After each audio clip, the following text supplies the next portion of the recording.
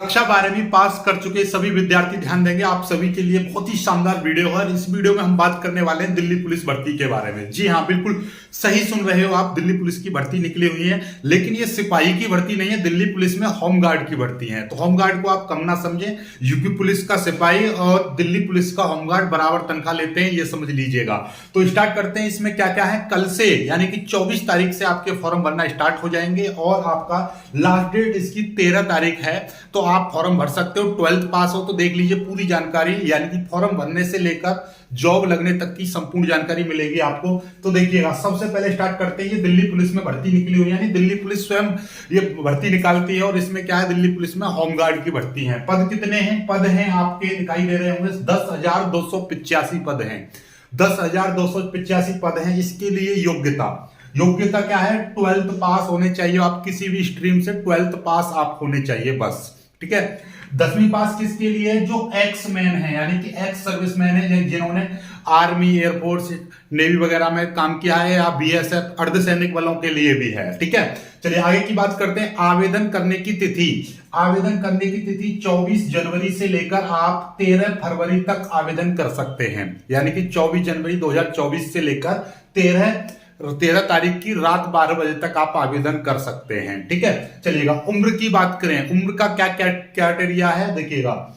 इनका वैसे तो बहुत जगह वीडियो में आपको 18 से 45 साल बता रहे हैं, लेकिन इसकी जो दिल्ली पुलिस की वेबसाइट पर जाओगे, होमगार्ड की वेबसाइट पर, तो वहां पर इनका जो नोटिफिकेशन दिया हुआ है उसमें साफ साफ मेंशन किया है 20 से 45 वर्ष, यानी कि 20 साल से लेकर 45 वर्ष आपकी उम्र होनी चाहिए। इन्होंने एक डेट भी बताई है कि यदि आपका जन्म इन सन के बीच में हुआ है तो आप इंक्लूडिंग दिस, यानी कि 1/1/2004 से और 2/1/2/1 है, ये 2/1/1979 के बीच और इन एज को भी लगाकर जन्म है, तो आप इसको भर सकते हो फॉर्म को, राइट। तो यानी कि 20 से 45 वर्ष।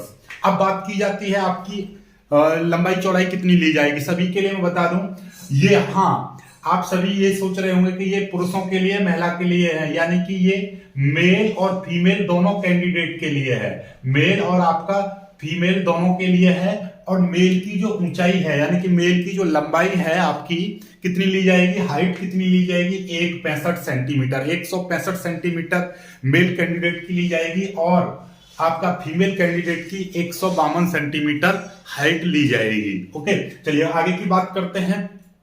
फिजिकल में क्या क्या होता है इसमें, ठीक है।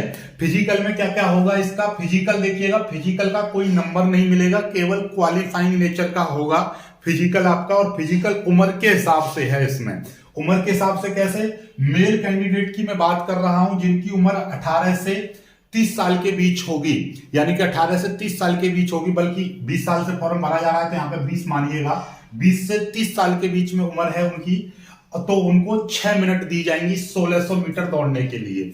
20 से 30 साल के स्टूडेंट्स के लिए कितनी दी जाएगी, 6 मिनट का समय मिलेगा, 1600 मीटर आपको दौड़ना है 6 मिनट में। 6 या 6 से कम में आओगे तो आपको पास माना जाएगा और आप रिटन एग्जाम के लिए एलिजिबल हो जाओगे, ठीक है। पहले इसमें क्या होगा, सबसे पहले इसमें दौड़ ही होनी है, दौड़ और आपकी माप तोल होगी। माप आपकी कंप्लीट है, दौड़ आप कंप्लीट कर लोगे तो आप तुरंत रिटन में बैठ जाओगे, रिटन कंप्लीट कर लोगे, आपकी जॉब लग जाएगी मेडिकल होने के बाद, ठीक है। चलिएगा, यदि उम्र आपकी 30 से 40 के बीच में है तो आपको कितना, 7 मिनट मिलेंगे, और यदि 40 से 45 वर्ष है तो आपको 8 मिनट मिलेंगी। ऐसे ही फीमेल कैंडिडेट की हम बात करें तो फीमेल कैंडिडेट 20 से 30 साल की हैं तो आपको 8 मिनट दी जाएंगी 1600 मीटर दौड़ने के लिए। 30 से 40 वर्ष है तो 9 मिनट, और 40 से 45 है तो आपको 10 मिनट दी जाएंगी। ओके, चलिएगा आगे की बात कर लेते हैं। और हाँ, यहाँ पे एक्स सर्विसमैन है, उनकी 45 से और ऊपर की उम्र है, उनको 60 वर्ष तक का है, ठीक है, तो उनको और छूट दी गई है 10 मिनट, ठीक है। तो खैर छोड़ो, वो अलग की चीजें हैं। आगे की बात कर लेते हैं, लिखित परीक्षा। लिखित परीक्षा क्या होगी और कितने नंबर की होगी, कैसे कैसे होगी, वो समझ लीजिएगा। लिखित परीक्षा में क्या होने वाला है, लिखित परीक्षा में आपका 80 एमसीक्यू टिक लगाने वाले प्रश्न रहेंगे, 80 प्रश्न रहेंगे और उसमें कोई भी नेगेटिव मार्किंग नहीं है। 80 प्रश्न का पेपर रहेगा, उसमें कोई भी नेगेटिव मार्किंग नहीं है। और 80 क्वेश्चन 80 नंबर के रहेंगे, यानी कि एक क्वेश्चन को 1 नंबर आपको दिया जाएगा और 1.5 घंटा समय मिलेगा। कितना? यानी 90 मिनट का समय मिलेगा, यानी कि 1.5 घंटे का समय आपको दिया जाएगा 80 क्वेश्चनों को करने के लिए। ठीक है, 80 क्वेश्चन में क्या क्या आएगा, कैसे कैसे रहेगा वो भी समझ लीजिए। 80 क्वेश्चन जो पेपर बनेगा उसमें 20 क्वेश्चन अंकगणित के रहेंगे और 20 क्वेश्चन आपके सामान्य विज्ञान के रहेंगे, 20 क्वेश्चन आपके रीजनिंग के रहेंगे और 20 क्वेश्चन आपके जीके, जीएस, करंट अफेयर्स वगैरह, दिल्ली का इतिहास वगैरह मिला के रहेंगे। ठीक है, चलिएगा आगे की बात कर लेते हैं। पेपर में याद रखिएगा, ये जो पेपर है ये आपका 10th लेवल का आने वाला है, यानी कि 10th 8th 9th 10th level का ही, मतलब ज्यादा टफ नहीं आएगा। ठीक है, नॉर्मली रहने वाला है। और हाँ, ये 80 नंबर के साथ कुछ स्टूडेंट्स को कितने 16 नंबर तक आपको बोनस भी मिल सकता है, यदि आपके पास में एनसीसी का सर्टिफिकेट है या किसी भी स्टेट में आप होमगार्ड हो। जैसे कि मान लीजिए कोई यूपी पुलिस में या यूपी में होमगार्ड है, यूपी पुलिस के अंदर, और वो दिल्ली पुलिस में होमगार्ड बनना चाहता है, तो उसके लिए उससे 4-5 अंक अलग से दिए जाएंगे। वो नंबर दिए जाएंगे आपकी कितने दिन जॉब की है। यदि आपने कम से कम 2 साल की है तो आपको 3 अंक, और 3 से 4 साल की है तो 5 अंक। इस तरीके से अलग अलग इसकी गाइडलाइन दी हुई है। यदि आप पहले से होमगार्ड हो किसी अलग स्टेट में और दिल्ली, यानी कि आपका दिल्ली होमगार्ड में आप सिलेक्शन पाना चाहते हो, तो आपको अलग से बोनस अंक दिया जाएगा। ऐसे एनसीसी में यदि आपका ए सर्टिफिकेट है तो 3 नंबर, बी सर्टिफिकेट है तो 5 नंबर और सी सर्टिफिकेट है तो आपको 8 नंबर रिटर्न में अलग से दिए जाएंगे। यानी कि अधिकतम आप 16 अंक तक पा सकते हो। बोनस अंक कितने? 16 अंक तक पा सकते हो। ओके, चलिएगा, तो ये हो गया आपका सिलेक्शन प्रोसेस। सिलेक्शन किस तरीके से होगा, क्या सबसे पहले पेपर होगा या आपका फिजिकल होगा? जी हाँ, बिल्कुल सही सुन रहे हैं आप, फिजिकल होगा सबसे पहले। क्या? सबसे पहले आपका क्या होगा? फिजिकल होगा। फिजिकल से भी पहले आपका पीएसटी, फिजिकल स्टैंडर्ड टेस्ट, यानी कि आपका माप तोल मेजरमेंट होगा।